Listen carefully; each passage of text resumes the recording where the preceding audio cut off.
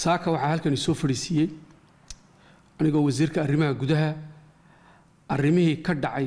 shalay galinkii dambe iyo xalay magaalada waxaa dhacday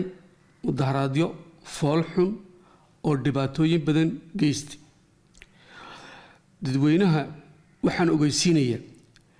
marka mudaharaad la sameynayo mudaharaadku dariiqyo loo maru leeyahay ruqsad baa la weydiistaa dariiqa baan marayaa baa leeyahay halka baan gaarayaa baa leeyahay marka dariiqta mudaharaadku sii marayana marka ruqsadda la siinayo waxa la ilaaliyaa sidii mudaharaadka dariiqa uga bixin oo dadkii iyo dunyadii agagaarka u saameyn baa la eega waxa dhacday shalay galabtii mudaharaad aan sharciyeysnayn oo dad badan ay wax ku waayeen ha noqoto baawr la jajabiyay ha noqoto tukaanno la bilqaystay waxaasina wax aan ogolaan karayno amba aan ruqsayn karayno ma ahin amba aan dul qaadan karayno ma dadweynaha waxaan uga digaynaa in ay mudaharaadyada caynkaas oo kala ah ay dib ugu noqon intii shalayna gaadhay way nagu filantay intii shicibka shalay gaadhay way ku filantay annagu waxaan mas'uul ka nahay dadka isku socodkooga alaabahooga iyo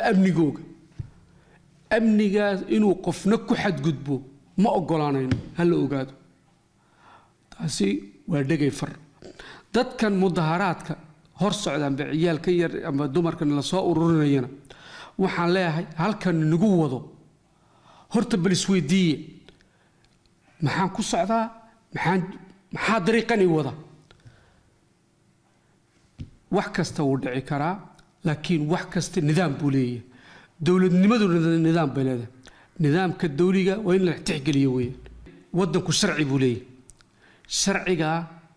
cid ka sarreysa ma jirto qaraabo ha noqoto saaxiib ha noqoto oday ha noqoto islaan ha noqoto inayar ha noqoto